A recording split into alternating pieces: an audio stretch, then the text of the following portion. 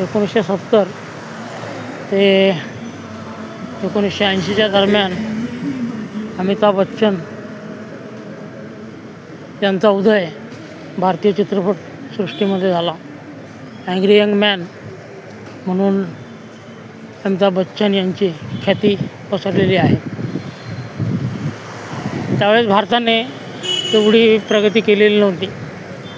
आर्थिकदृष्ट्या भारत हा खूपच मागे होता जगाच्या. आणि अमिताभ बच्चन यांचं अँग्री यंग मॅन हे रूप प्रेक्षकांनी उचलून धरलं होतं. अर्थात होतं काय की सिनेमा असो, नाटक असो किंवा एखादं गाणं असो, व्यक्ती जी असते, कोणती व्यक्ती जी पाहते किंवा गाणे ऐकते, त्या गाण्यासोबत, त्या चित्रपटातील व्यक्तिमत्वासोबत स्वतःला जोडून घेत असते मनाने. म्हणजे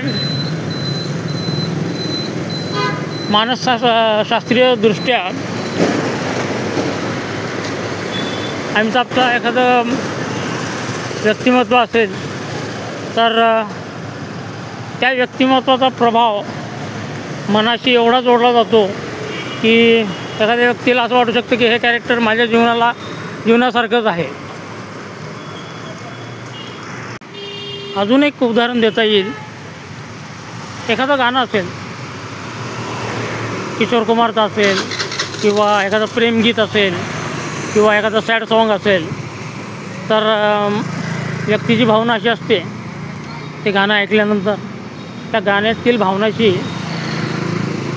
भावनेशी ती व्यक्ती स्वतःला रिलेट करते किंवा त्या व्यक्तीचे इमोशन्स त्या गाण्यामध्ये त्याला दिसतात. आता हा झाला जुना काळ. आजचा जमाना सोशल मीडियाचा आहे.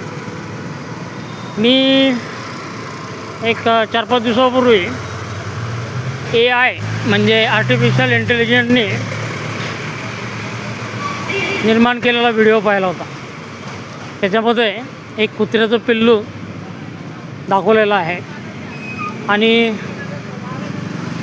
त्या कुत्र्याच्या पिल्लाचा संघर्ष अतिशय इमोशनल वाटतं ते बघून. परंतु म्हणजे AIच्या माध्यमातून जे कार्टून निर्माण केलेलं आहे त्याच्याशी आपण आपल्या भावना रिलेट करत आहोत सोशल माध्यमाच्या रूपातून. अशाच AI पासून बनवलेले कार्टूनसारखे व्हिडिओ, त्या व्हिडिओंना 1-1 करोडचे व्ह्यूज येत आहेत. हरकत नाही आहे, मनोरंजन म्हणून बघायला काहीच हरकत नाही आहे. परंतु आपल्या भावना आपण कुठे रिलेट करत आहोत आणि त्याचा परिणाम आपल्यावर काय होईल याचाही विचार आपण केला पाहिजे. हेच संवेदनशील मन अनुकरणीय असते. एखादी गोष्ट, एखादी घटना मनावर कोरली जाते आणि त्याचं अनुसरण आपण करायला लागतो. शोलेमधील ठाकूर गब्बर सिंगला मारतो, हा भाग त्यावेळेस काढून टाकायला लावला होता. अर्थात तो काळ वेगळा होता. आजकाल ॲनिमल सारखे सिनेमे जे अतिहिंसाचारी आहेत तेही पडद्यावर येतात. न्यूटनचे गतिविषयक 3 नियम हे आपल्या आयुष्यामध्ये आणि आपल्या जीवनामध्ये तंतोतंत लागू पडतात.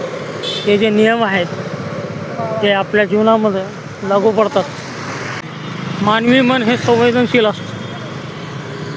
प्रेम, दुःख, मैत्री, मत्सर अशा अनेक भावना व्यक्तीच्या मनामध्ये असतात.